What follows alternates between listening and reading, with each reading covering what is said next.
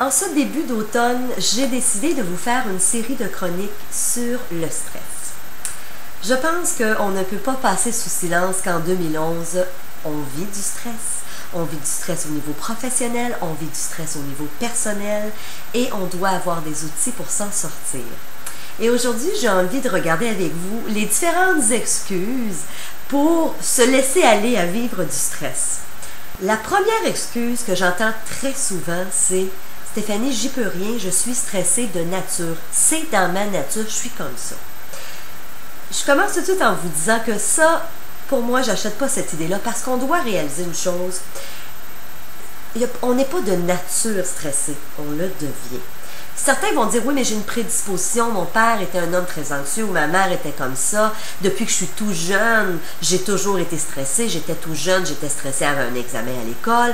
Donc, oui, effectivement, certaines personnes ont une prédisposition à être de nature peut-être un peu plus anxieuse. Ceci étant dit, on peut utiliser certains outils pour venir à l'encontre de cette nature-là. À partir du moment où on décide de se prendre en main avec des outils pour apprendre à gérer notre stress, où on décide de remettre nos priorités au bon endroit, où on décide de se reprendre en main, la nature n'a rien à voir avec ça. Une deuxième excuse que j'entends très fréquemment, c'est « Oui, mais Stéphanie, le stress, c'est bon. En quelque part, c'est bon. » Alors, ça, c'est tout un paradoxe parce qu'il faut réaliser qu'effectivement, il y a du bon et il y a du moins bon stress, du mauvais stress. Lorsqu'on parle d'un mauvais stress, c'est un stress d'une part qui est ressenti à une intensité très élevée et qui souvent va avoir des conséquences sur notre santé physique et sur notre santé mentale. Par exemple, on va avoir des symptômes tels que l'insomnie chez certaines personnes. D'autres personnes vont avoir de la difficulté à digérer, des problèmes de digestion, évidemment des problèmes, des raideurs au dos, des raideurs dans le cou. Alors, souvent, le stress va nous emmener des symptômes, peut nous emmener aussi près de l'épuisement professionnel. Donc, évidemment, beaucoup d'irritabilité, de la difficulté à voir dans leur juste proportion les choses. Souvent, on va commencer à voir les choses vraiment plus gros. On va s'imaginer, lorsqu'on va avoir, par exemple, quelque chose à traverser, une petite embûche, on va voir ça tellement gros, on va s'imaginer que c'est comme le mont Everest. Donc, évidemment, ça, c'est du mauvais stress.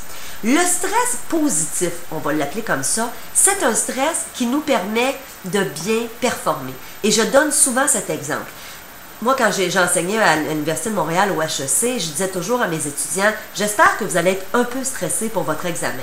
Parce que d'avoir un peu de stress va vous permettre de bien étudier, de bien vous préparer, de vous coucher de bonne heure la veille de l'examen, de faire en sorte que vous allez être en forme, de bien vous nourrir, d'arriver frais et dispo le matin de l'examen. Lorsqu'on a un stress qui est raisonnable, ça nous permet de poser les bons gestes pour avoir un rendement optimum. Et c'est là la différence. Mes étudiants qui, à l'époque, vivaient un stress très intense et qui avaient de l'insomnie, qui n'arrivaient plus à se concentrer, évidemment, ne performaient pas aussi bien. Alors, on voit qu'effectivement, le stress n'est pas toujours mauvais. Mais ce qu'il faut savoir, c'est que le stress doit être ressenti à une intensité légère pour rester dans la catégorie du bon stress. Lorsqu'on atteint des intensités trop élevées, à ce moment-là, on embarque dans un mauvais stress et évidemment, ça a des impacts sur notre santé.